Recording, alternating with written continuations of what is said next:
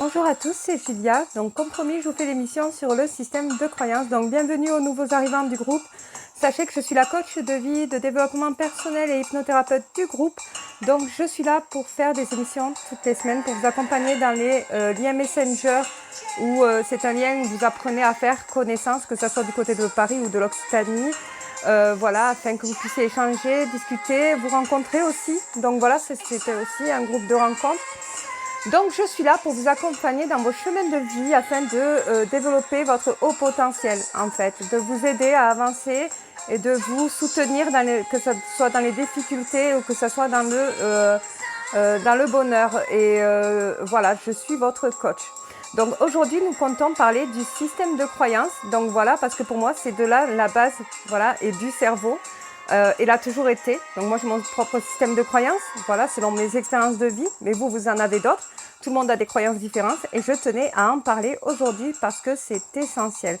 Donc en première partie, nous allons parler du cerveau, comment fonctionne le cerveau et les émotions, parce que le système de croyances commence à partir du cerveau. Donc première partie, le cerveau et les émotions.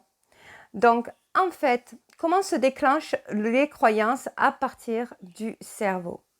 Donc, votre cerveau, voilà, est de plusieurs parties, dont la glande pinéale qui déclenche certaines émotions. Donc, vous avez l'émotion de la joie, vous avez l'émotion de la peur, vous avez l'émotion du dégoût, vous avez l'émotion de la tristesse, vous avez l'émotion de la colère. Et vous en avez d'autres, hein. Il y en a plein d'autres. Il y en a 24, je crois, mais je vous donne les essentiels.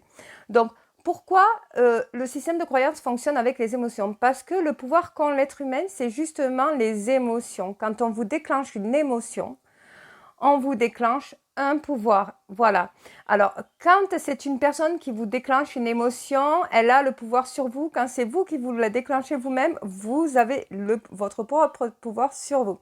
Donc, du coup, admettons que vous essayez de réaliser quelque chose. Donc, on va parler en première partie des cartésiens. Les croyances cartésiennes. Donc, les croyances cartésiennes, c'est quoi? C'est je crois que ce que je vois, ce que tu me racontes là, que tu as vu un fantôme dans le couloir, moi, j'y crois pas parce que je n'en ai jamais vu. Donc, lui, il n'a aucune émotion qui se déclenche de son côté dans son esprit cartésien. Peut-être que la peur, on n'a pas parlé de cette émotion aussi, il y a peut-être la peur la peur, c'est dans les chakras, c'est ce qui vous met des nœuds, des blocages dans vos projets. Pour réaliser vos projets, c'est la peur. Donc, la peur peut vous empêcher de voir comme les autres, en fait. Donc, l'esprit cartésien est l'esprit qui a besoin d'être de toujours rester rationnel. Donc, c'est-à-dire toujours dire non, mais moi je vois que je crois que ce que je vois, je suis comme Saint Thomas. Ce que tu me racontes. Alors, c'est un esprit, on va dire, tous ceux qui font partie du monde de la spiritualité scientifique et tout ça, ils vont dire que c'est des esprits qui sont fermés.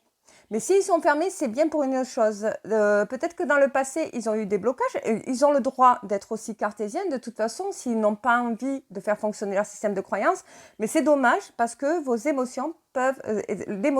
tous les émotions, tout ce que déclenche votre cerveau, déclenche un pouvoir, en fait. Et le pouvoir, c'est les émotions. Voilà. Donc, il faut bien savoir les gérer.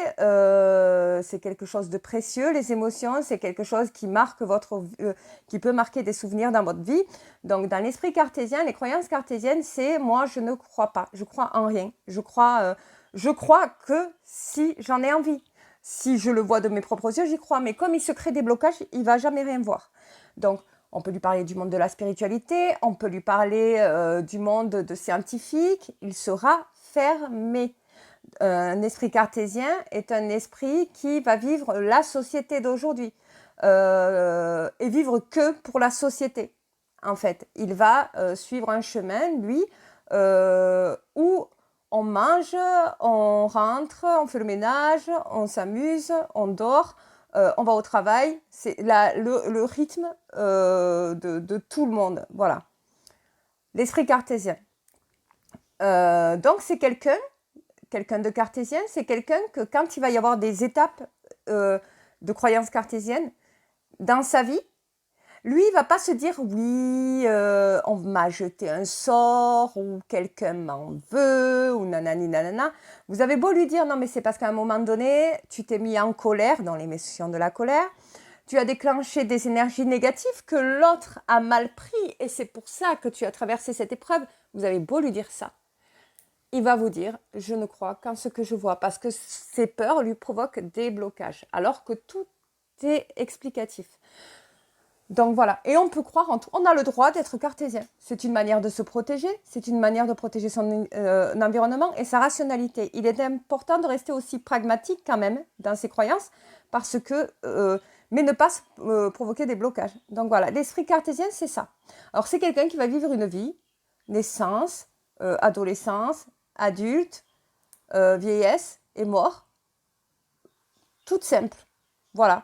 Peut-être qu'il y aura des difficultés à rencontrer, qu'il y aura peut-être du mal à soulever, à surmonter. C'est peut-être quelqu'un qui peut tomber en dépression juste en prenant. Et puis, il va prendre des médicaments pour justement guérir de ses blessures, de son chagrin. Il va parler avec une psychologue. La psychologue elle va dire oui, donc là, voilà, elle va essayer de l'aider dans ses démarches, ou le psychiatre et tout ça.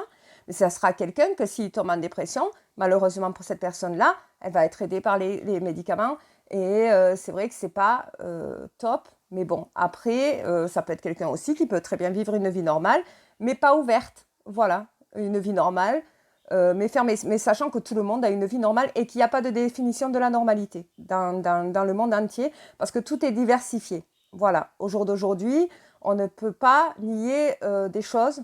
On peut être couvert à beaucoup de choses parce que le monde est fait de beaucoup de choses. Donc voilà, donc pour la première partie sur les cartésiens.